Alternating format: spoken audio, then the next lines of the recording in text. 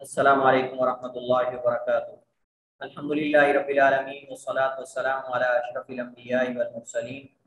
नबीना व हबीबिना व क़ुद्वतिना मुहम्मदिन व अला आलिहि व अस्हाबिहि अजमाइन, अम्मा बाद। शिरक की अक़साम और शिरक के वसाइल पढ़ने के बाद हमारे पास कुफ़र है। कुफ़र के अहकाम और मसाइल, कुफ़र का मौजू हम इसको पढ़ेंगे, जिसमें हम कुफ़र से मुतालिका अहकाम और मसाइल पढ़ेंगे। कुफ़र की तारीफ़, कुफ़र की अक़साम, मुख्तलिफ़ एतबारात से हम इसको पढ़ेंगे। उसके बाद दीगर मसाइल इंशाअल्लाह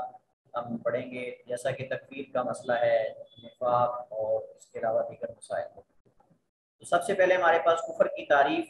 आप जानते हैं कि लुग़वी एतबार से ये बाब काफ़रा यकफ़ुरु से मस्दर है, जिसका माना है इनकार और तकज़ीब करना। लुग़त में, अरबी ज़ुबान में काफ़रा यकफ़ुरु ये उससे मस्दर है कुफ्र, यानी कफरा यकफुर कुफ्रन, इसका माना होता है इनकार और तकज़ीब करना। और असल में ये अल-कफ़्रु से माखूज़ है। इसका माना होता है किसी चीज़ की पर्दापोशी करना या उसे ढांपना, किसी चीज़ की पर्दापोशी करना या उसे ढांपना। तो चूँकि काफिर हक का इनकार करता और उसे छुपाता है, इस वजह से इसे काफिर कहते हैं और ये कफर से है। और इस वजह से ही नेमत की नशुक्री करने वाले को कुफरान नेमत कहा जाता है, क्योंकि अल्लाह ताला जो उस पर इनाम करता है वो उस इनाम, उस नेमत को जाहिर नहीं करता, बल्कि उसे छुपाने की कोशिश करता है नशुक्री करके। तो इस वजह से उसे भी कुफरान नेमत कहा जाता है। तो ये तमाम लुग़वी मानी है। शरई एतबार से जब कुफर का लफ्ज़ बोला जाता है शरीयत में, तो ये ईमान की ज़िद, यानी ईमान के मद्दे मुकाबिल के तौर पे इस्तेमाल होता है कुफर और ईमान। और आप जानते हैं कि ईमान में यकीन होता है, ईमान में तस्दीक होती है, और कुफर में तकज़ीब होती है और इनकार होता है या शक होता है। तो इसी एतबार से ही इसकी जो है वो तकसीम की जाएगी। तो शरई एतबार से कुफर से मुराद किसी ऐसी चीज़ का इनकार या उसकी तकज़ीब करना जिसके बगैर इस्लाम पूरा ना होता, जिसके बगैर इस्लाम पूरा ना होता। किसी ऐसी चीज़ का इनकार या उसकी तकज़ीब करना जिसके बगैर इस्लाम पूरा ना होता। इसकी तफसील आगे आएगी कि कैसे कैसे किस अंदाज में जो है वो तकज़ीब की जाती है और ये कुफर कैसे है। कुफर की जो तकसीम है ये मुख्तलिफ एतबारात से की जा सकती है। कुफर के हुक्म के एतबार से भी इसकी तकसीम होती है। कुफर के असबाब जो हैं, जो कुफर में वाक़े कर देने वाले हैं, उनके एतबार से भी इसकी तकसीम होती है। और इसी तरह इंसान के बदन के जो आज़ा हैं उस एतबार से भी इसकी तकसीम होती है, जैसा कि कुफर कौली है, कुफर अमली है, कुफर एतक़ादी है, वगैरह वगैरह। तो इस एतबार से हमारे पास जो है वो तीन एतबारात हैं जिनके एतबार से हम जो है वो कुफर की तकसीम और इसकी जो अक़साम है उसको पहचानने की कोशिश करेंगे। तो सबसे पहले हमारे पास जो तकसीम है वो कुफर के हुक्म के एतबार से कुफर की अक़साम है। इसके हुक्म के एतबार से इसकी अक़साम है। तो हुक्म के एतबार से आप जानते हैं कि कुफर दो तरह का है। जैसे हमने शिरक की अक़साम की थी, शिरक अकबर और शिरक असगर, ऐसे ही कुफर की भी दो अक़साम हैं, कुफर अकबर और कुफर असगर। कुफर अकबर वो होता है जो कि दीन इस्लाम से खारिज कर देने वाला और ईमान के मुनाफी को, असले ईमान को, ईमान के कमाल के नहीं बल्कि असले ईमान के मुनाफी, यानी उसका इर्तिकाब करने से सिरे से ही ईमान इंसान का, इस्लाम जो है वो जाता है। तो ये कुफर अकबर है। जैसे हमने शिरक की बात की थी कि वो जो ईमान के मुनाफी हो, जो तौहीद की असल के मुनाफी हो, एक होता है तौहीद के कमाल के मुनाफी। उसी तरह ही अगर कुफर ईमान के असल के मुनाफी है तो ये कुफर अकबर है, और अगर वो सिरे से ईमान को ख़त्म नहीं करता बल्कि ईमान में नक्स पैदा करता है तो ये कुफर असगर है। इस एतबार से ये पहली जो किस्म है इसमें, यानी जो दीन इस्लाम से खारिज कर देने वाला और ईमान के मुनाफी, और इसका मुर्तकिब जो होता है कुफर अकबर का, वो अब्दी जहन्नमी है, हमेशा हमेशा जहन्नम में रहेगा और जन्नत में कभी दाखिल नहीं हो सकता। जैसे हमने शिरक अकबर के अंदर पढ़ा था कि शिरक अकबर का जो मुर्तकिब है वो हमेशा जहन्नमी है और हमेशा हमेशा जहन्नम में रहेगा। खालिदन मुखल्लदन फीहा, उसमें हमेशा हमेशा रहेगा, कभी जहन्नम से निकल नहीं पाएगा और कभी जन्नत में दाखिल नहीं हो पाएगा। जबकि इसके मद्दे मुकाबिल जो दूसरी तकसीम है असगर की, वो शिरक में हो या कुफर में हो, हमने उसके बारे में पढ़ा है کہ اس کا جو مرتکب ہے، ارتکاب کرنے والا، وہ دائرہ اسلام سے یا ایمان سے سرے سے خارج تو نہیں ہوتا، البتہ یہ کہ وہ وعید کا مستحق ہوتا ہے، البتہ یہ کہ وہ وعید کا مستحق ہوتا ہے۔ کفر اصغر جو کہ ایمان واجب کے کمال کے منافی، اصل کے منافی نہ ہو لیکن کمال کے منافی ہو، اور شکر کی ضد ہے، اور یہ شکر کی ضد کے طور پہ بھی استعمال ہوتا ہے، یعنی کفران نعمت، یعنی کفران نعمت کا کفر کرنا یا نعمت کی ناشکری کرنا، یہ دین سے خارج تو نہیں کرتا لیکن وعید کا مستحق ضرور بناتا ہے۔ اور اکثر کبیرہ گناہ اسی میں سے، جتنے بھی کبیرہ گناہ نبی علیہ السلام نے احادیث میں ذکر کیے ہیں سوائے شرک اکبر کے اور کفر اکبر کے، وہ سارے کے سارے جو ہیں وہ اسی میں آتے ہیں۔ مثلا اگر چند ایک کی اس کی انشاءاللہ آگے مثالیں آئیں گی، لیکن میں اشارتاً اس مسئلے کو سمجھنے کے لیے، جیسا کہ نعمت کی ناشکری کرنا، اسی طرح ماتم کرنا، واویلا کرنا، اور والدین کی نافرمانی کرنا، سود کھانا، رشوت لینا، زنا کرنا، چوری کرنا، بدکاری کرنا وغیرہ وغیرہ، یہ جتنی جیسے حدیث کے اندر آتا ہے کہ اتقوا سبع الموبقات، اتقوا سبع الموبقات او مہلکات، 7 جو ہلاک کر دینے والے گناہ ہیں ان سے اجتناب کرو۔ ان میں اللہ کے نبی علیہ السلام نے جادو کا ذکر کیا، ان میں آپ نے حقوق والدین کا ذکر کیا، ان میں آپ نے جو ہے وہ پڑوسی کی بیوی سے جو ہے وہ زنا کرنے کا، بدکاری کرنے کا ذکر کیا، ان کے اندر اللہ کے نبی علیہ السلام نے جھوٹی قسم اٹھانے کا بھی ذکر کیا، قول الزور، جھوٹی شہادت، جھوٹی گواہی دینا، جھوٹی بات کرنا وغیرہ وغیرہ، یہ ساری جو ہے وہ کفر اصغر میں آتی ہیں، یعنی کفر دونا کفر، جن کے ارتکاب کرنے سے ارتکاب کرنے والا دائرہ اسلام سے خارج نہ ہو۔ اب یہ کفران نعمت کو بھی کفر کہا گیا ہے جیسا کہ حدیث کے اندر۔ اچھا، یہ جو تقسیم ہے کفر اصغر اور کفر اکبر کی، اس کی دلیل یہ حدیث ہے۔ اگر کوئی بندہ یہ سوال کرے یا کسی کے ذہن میں یہ سوال پیدا ہو کہ یہ تقسیم جو آپ کرتے ہو کفر اصغر اور کفر اکبر کی، یہ کہاں سے آپ نے لی ہے، تو یہ اس حدیث سے ماخوذ ہے۔ حضرت عبداللہ بن عباس رضی اللہ تعالی عنہما روایت کرتے ہیں، قالا فرماتے ہیں، قال النبی صلی اللہ علیہ وسلم، نبی علیہ السلام نے فرمایا، اريد النار، مجھے آگ دکھائی گئی، اريد النار، مجھے آگ دکھائی گئی۔ اور یہ اس وقت تھا جب اللہ کے نبی علیہ السلام جو ہے وہ نماز کسوف یا نماز کسوف پڑھا رہے تھے۔ آپ نماز کسوف اور نماز کسوف کے دوران ایک دفعہ آگے بڑھے اور ایک دفعہ پیچھے ہٹے۔ صحابہ کرام نے پوچھا، اللہ کے رسول آپ نماز کے دوران ایک دفعہ اچانک آگے بڑھے ہیں، اپنے ہاتھ کو آپ نے آگے بڑھایا ہے اور پھر آپ اچانک پیچھے ہٹے ہیں، تو اللہ کے نبی علیہ السلام نے فرمایا کہ مجھے جنت اور جہنم دکھائی گئی، مجھے جنت اور جہنم دکھائی گئی، جنت میں نے جنت کے پھل دیکھے، اور میں نے ان سے جب آگے بڑھا تو میں نے کوشش کی کہ جنت کے پھلوں میں سے، خوشوں میں سے کوئی خوشہ توڑ لوں، اور اگر میں توڑ لیتا تو تم اگر قیامت تک بھی کھاتے رہتے تو کبھی یہ تم سے ختم نہ ہوتا۔ اس سے پتہ چلتا ہے کہ جنت کی نعمتیں ابدی ہیں اور ہمیشہ رہنے والی۔ اور پھر آپ نے فرمایا کہ میرا پیچھے ہٹنا اس وجہ سے تھا کہ میں نے جہنم کو دیکھا، اور اس ڈر سے میں پیچھے ہٹا اور پھونک رہا تھا کہ کہیں وہ جہنم کی جو لو اور تپش اور گرمی ہے وہ تم کو اپنی لپیٹ میں نہ لے لے، اس وجہ سے میں پیچھے ہٹا۔ اور پھر اللہ کے نبی علیہ السلام نے وہاں مختلف احادیث ہیں، آپ نے فرمایا کہ میں نے جہنم کے اندر ایک عورت کو دیکھا جو بلی کی وجہ سے، ہمیر قبیلے کی عورت،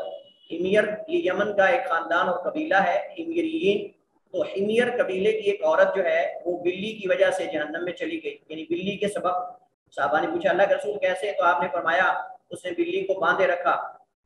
اور نہ اسے کھانے کو کچھ دیا اور نہ اسے چھوڑا تاکہ وہ زمین کے کیڑے مکوڑے حشرات وغیرہ کھا کے اپنا گزارا کر لے، تو اسی طرح وہ مر گئی، تو اللہ تعالیٰ نے اس عورت کو جہنم میں داخل کر دیا۔ پھر آپ نے فرمایا کہ وہ جو 2 اونٹ چوری کر کے لے گیا تھا، اس طرح حاجیوں کا سامان جو ہے وہ کھونڈی کے ذریعے چوری کرتا تھا۔ ایک آدمی تھا، وہ حجاج جو حاجی جاتے تھے اللہ تعالیٰ کے بیت اللہ کا حج کرنے کے لیے، اس کے ایک پاس لمبی کھونڈی تھی، تو اس کھونڈی کے ساتھ وہ حاجیوں کا سامان چوری کرتا تھا، تو اگر کوئی دیکھ لیتا تو کہتا سوری کھونڈی اڑ گئی ہے، اور اگر کوئی نہ دیکھتا تو سامان لے کے چلا جاتا۔ اللہ کے نبی نے فرمایا کہ میں نے اس شخص کو بھی جہنم کے اندر دیکھا۔ اور پھر آپ نے فرمایا کہ عورتوں کی طرف آپ گئے اور آپ نے فرمایا کہ کثرت سے صدقہ کرو، کیونکہ میں سب سے زیادہ جہنم میں عورتوں کو دیکھا ہے، خواتین کو دیکھا ہے۔ تو سوال کیا گیا کہ اللہ کے رسول کیوں سب سے زیادہ عورتیں جہنم میں، عورتوں کی کثرت کیوں ہوگی؟ تو فرمایا فائدہ، تو جب میں نے جہنم کو دیکھا تو اکثر اہلها النساء،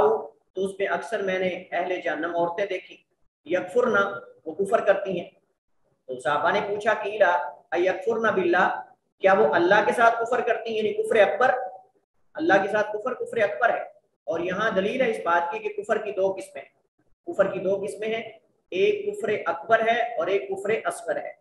تو ایکفرنا باللہ سے مراد کفر اکبر ہے، یعنی کیا انہوں نے کفر اکبر کیا ہے جس کی وجہ سے جہنم میں؟ تو اللہ کے نبی نے فرمایا یکفرن العشیرہ، وہ اپنے شوہر کی جو ہے وہ ناشکری کرتی ہیں،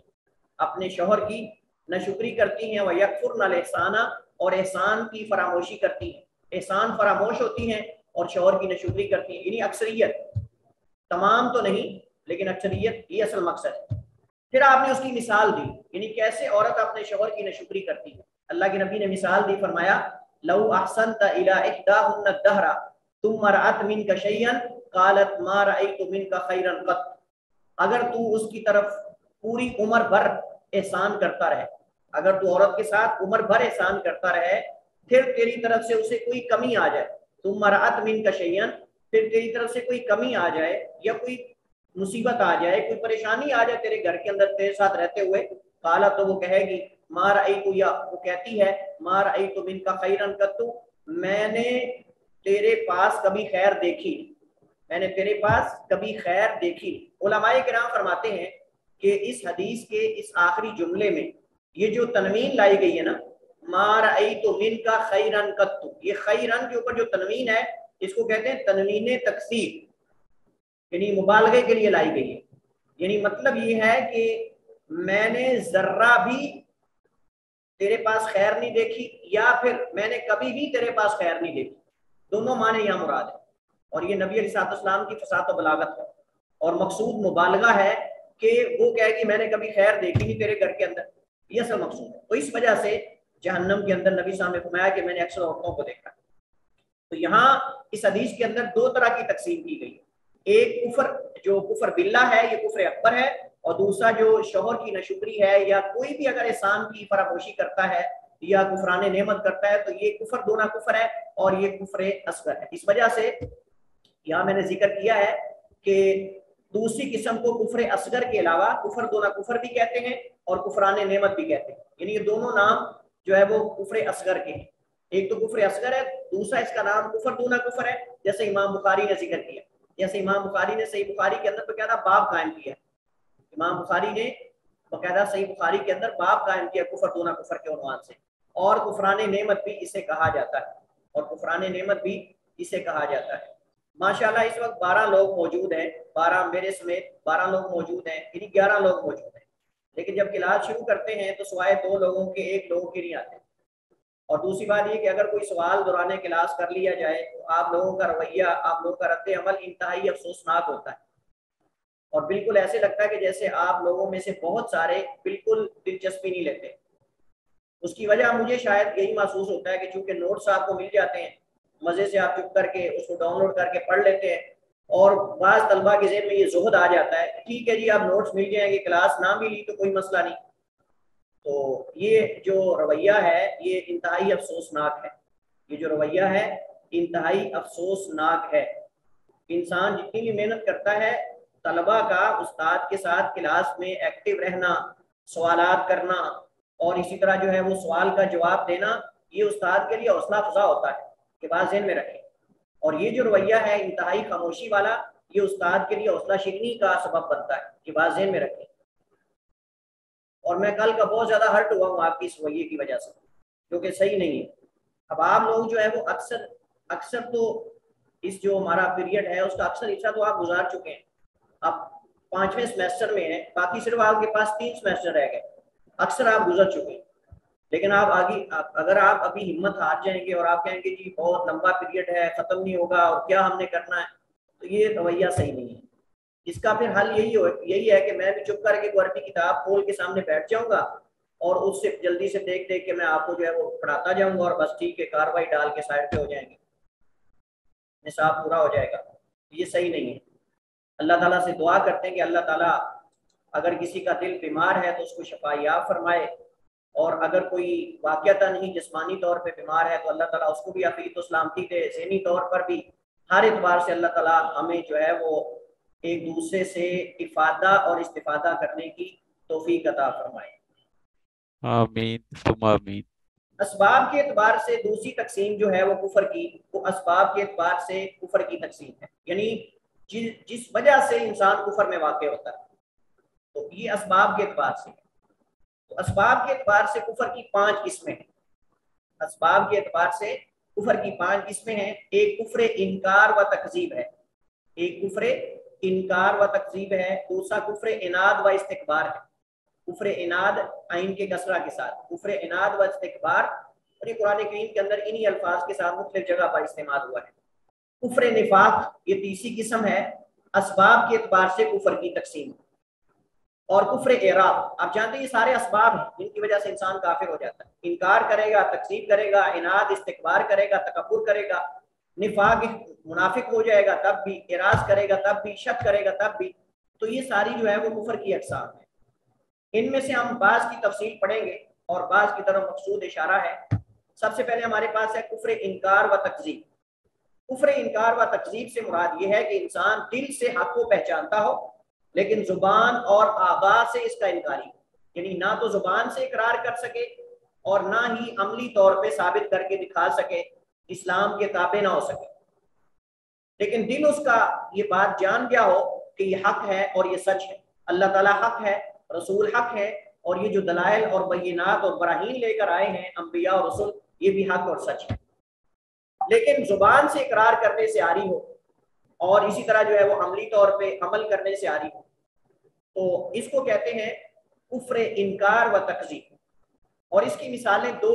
آپ کے سامنے مثالیں رکھتے ہیں۔ سب سے پہلے فرعون اور اس کی قوم کا کفر، فرعون اور اس کی قوم کا کفر۔ میں نے پہلے بھی 1-2 دفعہ ذکر کیا ہے کہ فرعون دل سے یہ جان چکا تھا کہ موسیٰ علیہ السلام حق پر ہیں اور جو دلائل ان کے پاس ہیں، دلائل و براہین اور معجزات، یہ بھی حق پر ہیں، یہ بھی حق پر ہیں۔ اور اللہ تعالیٰ نے اس کو قرآن کریم میں بیان کیا جو کہ علام الغیوب ہے، علیم بذات الصدور ہے، جو سینے کے راز جانتا ہے۔ اس اللہ نے قرآن کریم میں ان کے اس جو رویہ ہے اس کو اللہ تعالیٰ نے بیان کیا ہے، جنہوں نے باوجود دل سے پہچان لینے کے زبان سے اللہ تعالیٰ کی تکذیب کی اور عملی طور پہ دین کے حق کے تابع ہونے سے انکار کر دیا۔ اللہ تعالیٰ قرآن کریم میں فرماتا ہے وَجَحَدُوا بِهَا وَاسْتَيْقَنَتْهَا أَنفُسُهُمْ ظُلْمًا وَعُلُوًّا فَانظُرْ كَيْفَ كَانَ عَاقِبَةُ الْمُفْسِدِينَ، اور انہوں نے انکار کر دیا، انہوں نے ظلم اور تکبر کی وجہ سے ان دلائل اور براہین کا انکار کر دیا، بہا یعنی ان آیات اور بینات اور دلائل کا، وَاسْتَيْقَنَتْهَا أَنفُسُهُمْ حالانکہ ان کے دل ان کا اچھی طرح یقین کر چکے تھے، فَانظُرْ كَيْفَ كَانَ عَاقِبَةُ الْمُفْسِدِينَ پس دیکھ فساد کرنے والوں کا انجام کیسا ہوتا ہے، فانظر پس دیکھ کیفا کیسا ہے، کانا عاقبۃ المفسدین فساد برپا کرنے والوں کا انجام۔ تو یہاں اس آیت میں اگر آپ غور کریں، سورہ نمل کی آیت نمبر 14 ہے،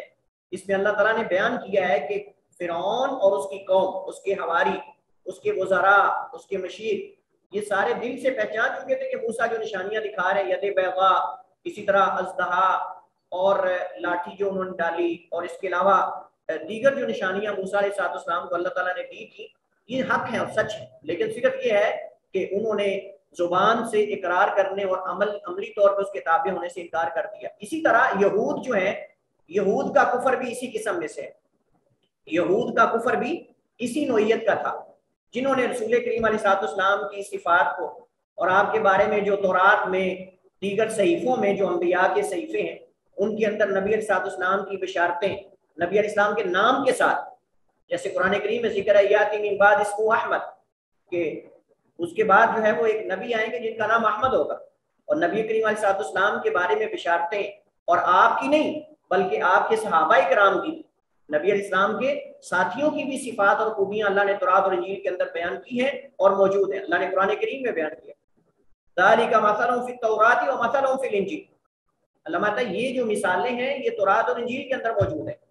تو صرف نبی کریم علیہ السلام کو نہیں پہچانتے تھے بلکہ وہ صحابہ کرام کو بھی جانتے تھے یہود، اور جانتے تھے کہ یہ اللہ کے نبی کے سچے نبی ہیں، دل سے جانتے تھے، لیکن صرف یہ ہے کہ چونکہ ان کا یہ عقیدہ تھا کہ موسیٰ کی شریعت کے علاوہ کوئی شریعت نہیں آ سکتی، یعنی کوئی دوسری شریعت موسیٰ علیہ السلام کی شریعت کو ناسخ نہیں منسوخ نہیں کر سکتی، یہ ان کا عقیدہ تھا۔ موسیٰ کے علاوہ کوئی نبی نہیں آ سکتا، اور یہی اس نصارہ کا عقیدہ تھا۔ اس وجہ سے یہودی کہتے تھے ہم جنتی ہیں، اور نصرانی کہتے تھے ہم جنتی ہیں۔ یہودی کہتے تھے نعوذ باللہ ابراہیم جو ہے وہ یہودی تھے، اور جو عیسائی نصرانی تھے وہ کہتے کہ ابراہیم نصرانی تھے۔ حالانکہ اللہ تعالیٰ نے متعدد مقامات پہ اس کی نفی کی ہے کہ ابراہیم اور دیگر انبیاء سارے کے سارے نہ یہودی تھے نہ نصرانی تھے، بلکہ وہ اللہ والے تھے، اور وہ اللہ تعالیٰ کی ہی ایک اللہ کی عبادت کرنے والے، اسی کی توحید پر تھے۔ تو یہود نے باوجود اپنی کتابوں میں نبی علیہ السلام کا ذکر پڑھنے اور پانے اور پہچاننے کے اللہ کے نبی کی نبوت کا انکار کر دیا۔ اللہ تعالیٰ نے قرآن کریم اس کو اس انداز میں بیان کیا کہ یہ اپنے بیٹوں سے بھی بڑھ کر زیادہ نبی کو پہچانتے، اتنا اپنے بیٹوں کو نہیں پہچانتے جتنا یہ اللہ کے نبی کو پہچانتے ہیں کہ اللہ کے نبی ہیں۔ الذین آتیناہم الکتاب یعرفونہ کما یعرفون ابناءہم، وہ لوگ جن کو ہم نے کتاب دی، یعرفونہ وہ اس کو پہچانتے ہیں، یعنی کس کو؟ نبی کریم علیہ السلام کو یا حق کو۔ حق بھی مراد ہے، نبی علیہ السلام بھی مراد ہے۔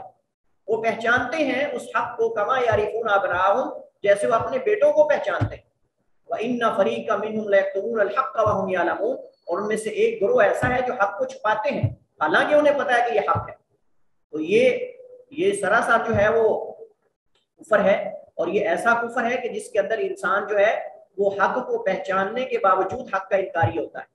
اور کفر انکار اور تکذیب جو ہے اس کی آگے پھر دو قسمیں، ایک کفر مطلق ہے اور ایک کفر مقید ہے۔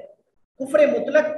اس میں کیا ہوتا ہے کہ انسان مطلق تمام چیزوں کے ساتھ کفر کرتا ہے، جس میں ربوبیت، اللہ کی طرف سے نازل کرتا تمام کتب اور اس کے ارسال کرتا تمام رسل کی تکذیب کرنا یہ شامل ہوتا ہے۔ یعنی کفر مطلق کے اندر اللہ تعالیٰ کی ربوبیت، اللہ تعالیٰ کی الوہیت اور اللہ تعالیٰ کی طرف سے نازل کرتا تمام کتابوں اور اس کی طرف سے بھیجے گئے تمام رسولوں کا انکار ہوتا ہے، ان کی تکذیب ہوتی ہے۔ اس وجہ سے ہم کہتے ہیں مطلق، یعنی مطلق کا معنی عام اور مقید کا معنی خاص۔ تو اس اصطلاح کے اندر ہی معنی موجود ہے، اگر ہم معنی نہ بھی کریں تو لفظ کے اندر معنی موجود ہے، مطلق اور مقید۔ مطلق کا معنی یعنی اوپن، یعنی جس کے اندر تمام چیزوں کی تکذیب آئے، اور مقید کا معنی کسی ایک فریضے کا یا کسی ایک چیز کا انکار کرنا۔ تو کفر مقید دوسری قسم ہے کفر انکار اور تکذیب کی اقسام میں سے۔ کفر انکار اور تکذیب کی اقسام میں سے کفر مقید جو ہے یہ دوسری قسم ہے۔ فرائض اسلام میں سے کسی فریضے کا یا کسی حرام کی حرمت کا یا اللہ تعالیٰ اس کے رسول کے اخبارات میں سے کسی خبر کا انکار کر دینا، یہ کفر مقید ہے۔ کفر مطلق کے اندر نیت کو نہیں دیکھا جائے گا، کفر مطلق کے اندر نیت کو نہیں دیکھا جائے گا، جبکہ کفر مقید کے اندر بندے کی نیت کو دیکھا جائے گا۔ جاہل نہ ہو یعنی جہالت کی بنیاد پہ وہ ایسی بات نہ کرے، اور دوسرا یہ ہے کہ اس کا ارادہ جو ہے وہ واقعتاً تکذیب کا، اس کا ارادہ تکذیب کا ہو، یہ نہ ہو کہ وہ ارادہ اس کا نہیں، ویسے ہی کسی نہ جانے ہوئے اس کی زبان سے اگر نکل گیا تو اس صورت میں، یا پھر تعویل کر رہا ہو مثلا، یعنی ارادے سے مراد ہے کہ اس کا ارادہ تکذیب کا نہیں لیکن تعویل کر رہا ہے۔ تو تعویل ہم نے پڑھا تھا دو طرح کی ہے، ایک تعویل ایسی ہے کہ جو تعویل کرنے والا یہ نہیں جان رہا ہوتا کہ وہ تعویل اس کی غلط ہے، لیکن جو جانتا ہے کہ اس کی تعویل غلط ہے پھر بھی تعویل کر رہا ہے، جس کے کفر میں شک نہیں۔ لیکن جو بندہ تعویل کرتا ہے کسی نص کی، اللہ تعالیٰ کی صفات کی یا کسی اور چیز کی، ایسی تعویل کرتا ہے کہ جس کی شریعت میں گنجائش نہیں، اب اس کی دو حالتیں ہیں، یا تو اس کو پتا ہے کہ میری تعویل غلط ہے، یا پھر وہ اس کو صحیح سمجھ کے کر رہا ہوتا ہے۔ اگر تو اس کو یقین ہے کہ میری تعویل غلط ہے لیکن جان بوجھ کے کر رہا ہے تو اس کے کفر میں شک ہے، اور اگر وہ اس کو تعویل کو صحیح سمجھ رہا ہے، کوئی اس کے پاس قرینہ ہے یا کوئی لغوی دلیل ہے، عربی زبان سے کوئی اس کے بعد محاورہ ہے یا کوئی شعر ہے یا کچھ ہے، تو اس صورت کے اندر اس کا مسئلہ جو ہے وہ خطرے سے خالی نہیں۔ اسی وجہ سے اگر جہالت کی بنیاد پر کوئی کفریہ کلمہ کہہ دیتا ہے یا کسی چیز کی تکذیب کر دیتا ہے تو وہ کافر نہیں ہوگا۔ اس کی مثال وہ شخص ہے کہ جس نے اپنے مرنے کے بعد یعنی مرتے وقت یہ وصیت کی تھی کہ میں جب مر جاؤں تو تم مجھے جلا کر میرے جسم کی جو راکھ ہے اس کو پانی کے اندر بہا دینا، کچھ ہوا میں اڑا دینا۔ مختلف روایات ہیں اور یہ واقعہ جو ہے وہ صحیح ہے کے اندر ثابت ہے، صحیح ہے کے اندر یہ واقعہ ثابت ہے۔ تو اس نے کہا تھا کہ میرے مرنے کے بعد تم مجھے جو ہے وہ جلا دینا اور جلانے کے بعد جو ہے وہ مجھے اڑا دینا، پانی کے اندر بہا دینا میری راکھ کو. اگر لئن قدر اللہ علیہ لیعذبنی ما عذب احدا من قبلی، یا اس طرح کے الفاظ ہیں حدیث کے حکمہ قال علیہ الصلوۃ والسلام. اس نے کہا کہ اگر اللہ نے مجھے، یعنی اگر اللہ نے میرے اوپر قدرت پالی، یعنی اگر اللہ تعالیٰ نے میرے اوپر جو ہے وہ شکنجہ کس لیا، یعنی اگر اللہ نے مجھے جو ہے وہ پکڑ لیا تو مجھے ایسی سزا دے گا جتنی اس نے کسی کو سزا نہیں دی، جو اس نے کسی کو سزا نہیں دی. اب آپ دیکھیں بظاہر اگر کوئی بندہ یہ عقیدہ رکھتا ہے جان بوجھ کر تو وہ کافر ہے. یہ بات ذہن میں رکھیں. جیسے اس شخص نے کہا تھا نا کہ اگر اللہ نے میرے اوپر قدرت پائی، یا اگر اللہ نے میرے اوپر جو ہے وہ جو شکنجے کو مطلب کہ قدرت، اگر اللہ تعالیٰ نے میرے اوپر تنگی کی، یا اگر اللہ تعالیٰ نے میرے اوپر تنگی کی تو اس صورت میں اللہ مجھے ایسا عذاب دے گا جو کسی کو اس نے عذاب نہیں دیا. اب یہ جملہ اگر کوئی مومن بولتا ہے باوجود جاننے کے تو وہ کافر ہو جاتا ہے، چونکہ اس میں اللہ تعالیٰ کی قدرت پر شک ہے، اس میں اللہ تعالیٰ کی تقدیر پر، قدرت پر شک ہے اور اٹھائے جانے پر شک ہے. تو لیکن چونکہ اس نے جہالت کی بنیاد پہ کیا تھا، جہالت کی بنیاد پہ کیا تھا، اس وجہ سے اللہ تعالیٰ نے اس کو معاف کر دیا، لیکن اگر کوئی جاننے کے بعد یہی کام کرتا ہے جو اس بندے نے کیا ہے، اس کی طرح اس کو پتا بھی ہے کہ یہ غلط ہے، تو وہ بندہ کافر ہو جائے گا، اس کے کفر میں کوئی شک نہیں. تو یہ فرق ہے. تو یہ جو کفر مقید ہے اس کے اندر ہم نیت کو دیکھیں گے، اور اس کے اندر ہم یہ دیکھیں گے کہ وہ جاہل ہے یا اس کو پتا ہے اس مسئلے کا، تو پھر اس کے بعد فیصلہ کیا جائے گا. لہٰذا اس میں تفصیل، یہ مسئلہ جو ہے یہ تفصیل طلب ہے. اس کے اندر ہم مطلق کی طرح، کفر مطلق کی طرح نہیں اس کی تکفیر ہم کہیں گے کہ وہ کافر ہے جو تمام چیزوں کی تکذیب کر رہا ہے، اس کی طرح نہیں، بلکہ اس کے اندر ہم تعویل کو دیکھیں گے، اس کی تعویل کیسی ہے، اور دوسرا یہ کہ وہ عالم ہے یا جاہل ہے، اس مسئلے کا پتہ ہے یا نہیں پتہ. اس کے بعد کفر اناد اور کفر استاد محترم، یہ جو کفر مطلق ہے، یہ جو یہود و نصارہ کا کفر ہے، وہ مطلب حضرت عیسیٰ علیہ السلام یا حضرت موسیٰ علیہ السلام کا انکار تو نہیں کرتے، وہ آپ صلی اللہ علیہ وسلم کا انکار کرتے ہیں، تو وہ کفر مطلق میں آئے گا؟ مطلب اس کے مطابق تمام رسل کا تکذیب کرے گا تو کفر مطلق میں آئے ضروری گا؟ نہیں تمام رسول کی تکذیب ہو، ضروری نہیں تمام رسول کی تکذیب ہو، بلکہ اگر وہ ایک رسول کی بھی تکذیب کرتا ہے اس کی تمام تعلیمات کی، تو وہ بھی کفر مطلق ہی ہے، یعنی تعلیمات اس نے ساری کا انکار کر دیا. اور دوسری بات یہ ہے کہ جس نے نبی علیہ الصلوۃ والسلام کی رسالت کی تکذیب کی، اس نے حقیقت میں تمام انبیاء کی رسالت کی تکذیب کی، کیونکہ ان کے رسول نے بھی ان کو نبی کے آنے کی بشارت دی ہے اور ایمان لانے کا حکم دیا ہے، ان کی کتاب نے بھی ان کو نبی علیہ السلام پر ایمان لانے کا حکم دیا ہے. لہٰذا اللہ کے نبی کی رسالت کا انکار کرنے کے ساتھ ساتھ انہوں نے صرف اللہ کے نبی کی رسالت کا انکار نہیں کیا، بلکہ وہ اپنے نبی کی رسالت کا بھی انکار کر بیٹھے اور اپنی کتاب کا بھی انکار کر بیٹھے. تو اس طرح پھر وہ کفر مطلق ہو گیا، پھر مقید نہ رہا. جی ٹھیک ہے، جزاکم اللہ ہم خیر. کہتے ہیں کہ اسلام کے اندر، اسلام پر ایمان لانا، دین اسلام کو ماننا، یہ گویا کہ تمام ادیان کو ماننا ہے، چونکہ اسلام خلاصہ ہے گزشتہ تمام ادیان کا، اسلام خلاصہ ہے گزشتہ تمام انبیاء کی نبوت اور رسالت کا. لہٰذا اگر کوئی ایمان اسلام لے آتا ہے، اسلام میں داخل ہو جاتا ہے، دین اسلام میں داخل ہو جاتا ہے، تو گویا کہ اس نے گزشتہ تمام ادیان پہ بھی عمل کیا، اور جو دین اسلام کا انکار کر دیتا اس نے تو گزشتہ تمام ادیان کی بھی تقسیم اور اس کا انکار کیا. کفر اناد اور استکبار، جس میں انسان دل سے حق کو پہچانتا اور زبان سے اعتراف تو کرتا ہو لیکن اسے قبول کرنے یا اس کے تابع ہونے سے انکار کرتے. یہ پہلے سے فرق ہے. یہاں دل سے حق کو پہچانتا ہو، زبان سے بھی اعتراف کرتا ہو. گزشتہ میں وہ دل سے پہچانتے لیکن زبان سے اعتراف نہیں کرتے، لیکن یہاں وہ زبان سے اعتراف کرے اور دل سے پہچانے لیکن اس کو قبول کرنے سے انکار کرتے، عملی طور پہ اس کے تابع نہ ہو. زبان سے بھی اعتراف کرے اور پہچان بھی لے لیکن عملی طور پہ اس کے تابع نہ ہو. جیسے مثال کے طور پر اس کی دو مثالیں ہمارے سامنے ہیں. ایک تو ابلیس کا کفر ہے. اب ابلیس کا کفر اس نوعیت کا ہے جس کے اندر تکبر تھا اور اناد تھا اور کچھ نہیں. تکبر اور اناد کی وجہ سے اس نے کفر کیا، وگرنہ وہ حق کو پہچانتا تھا اور اقرار بھی کرتا تھا. بار بار کہہ رہا ہے اے اللہ، اے میرے رب، مجھے مہلت دے دے. ربی انذرنی الی یوم الدین، کہ اللہ مجھے ربی کہہ رہا ہے بار بار، اللہ کو رب تسلیم کر رہا ہے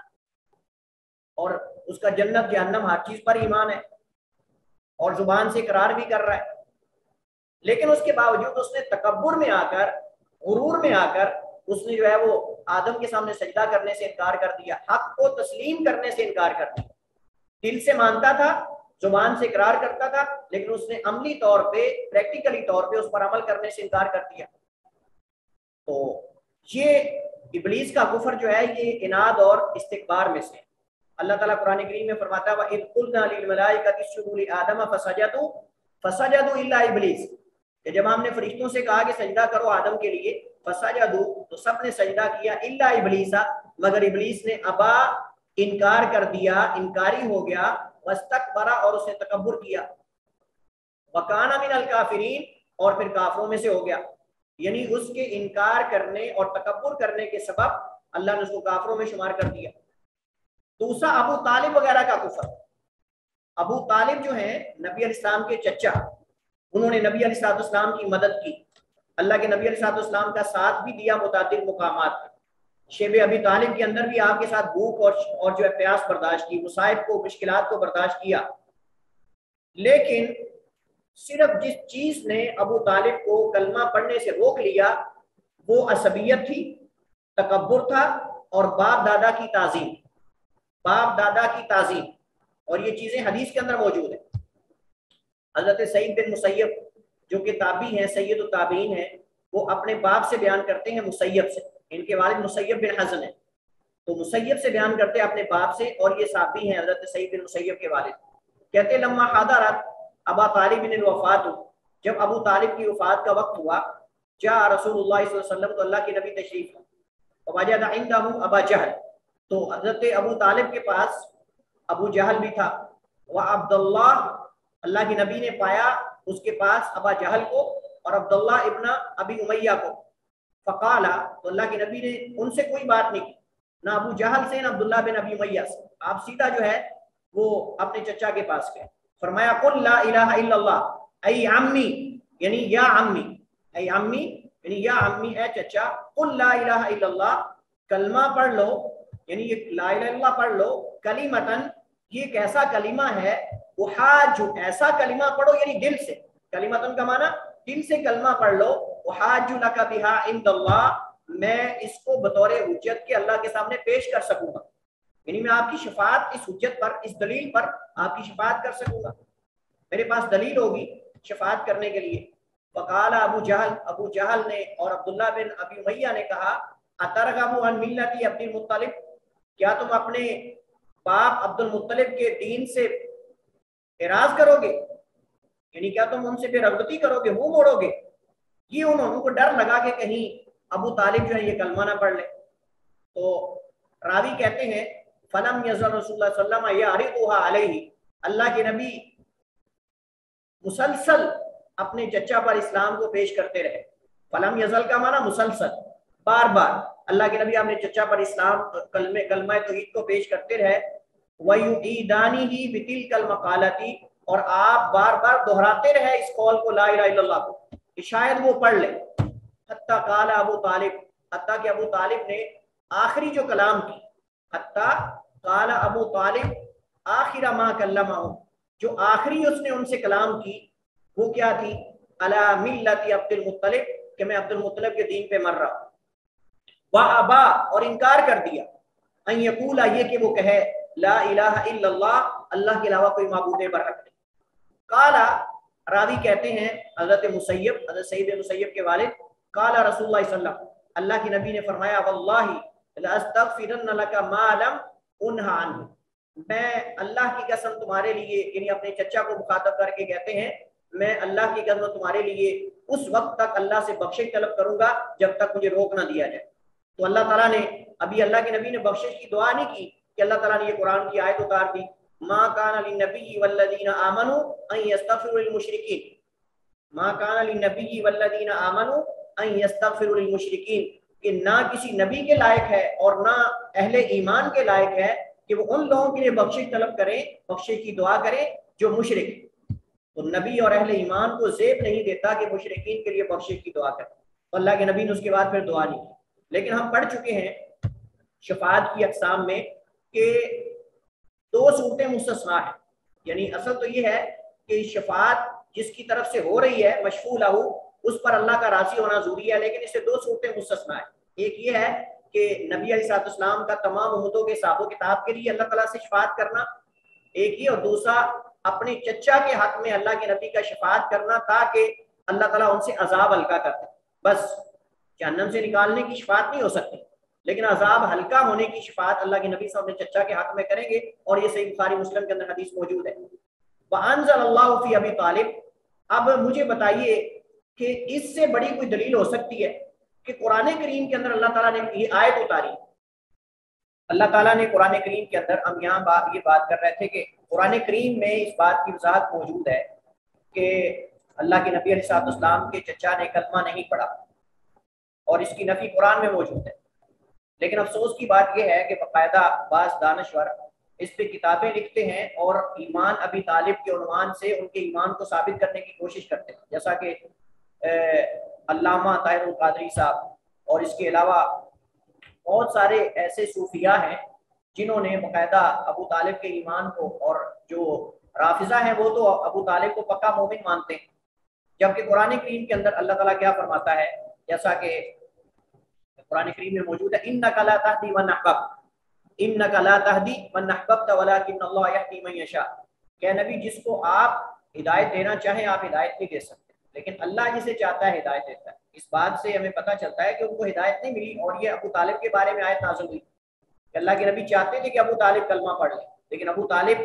توفیق تو اللہ کے ہاتھ میں ہے نا، اللہ کے نبی توفیق تو نہیں دے سکتے. تو ہدایت بیان والے ارشاد جو ہے یہ اللہ کے نبی علیہ السلام کر سکتے ہیں، لیکن ہدایت و توفیق والے الہام جو ہے یہ اللہ کے ہاتھ میں ہے، تو لہٰذا اس وجہ سے ان کو توفیق نہیں ملی.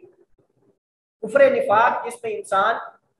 زبان سے حق کا اقرار کرتا ہے لیکن اسے تسلیم نہیں کرتا، اس کی تفصیل جو ہے وہ انشاءاللہ آگے آئے گی. ہم جب نفاق کی اقسام پڑھیں گے عملی اور اعتقادی وغیرہ وغیرہ، اس کے اندر اس کی تفصیل آگے آئے گی. کفر اراد جس میں انسان سما دل سے رسول اللہ صلی اللہ علیہ وسلم سے اعراض کر لیتا ہے، نہ تصدیق کرتا ہے نہ تکذیب کرتا ہے، نہ دوستی نہ دشمنی، یعنی انسان نہ سنے اور جو ہے وہ مکمل طور پہ اعراض کر لے، نہ تصدیق کرے نہ تکذیب کرے، نہ دوستی لگائے اللہ کے نبی کے ساتھ نہ دشمنی لگائے، بالکل سائڈ پہ ہو کے. دوسرے لفظوں میں آپ یہ کہہ سکتے ہیں جیسے ہم نے پڑھا تھا اس میں الہاد کی اقسام کے اندر ہم نے کہا تھا کچھ لوگ ایسے ہوتے ہیں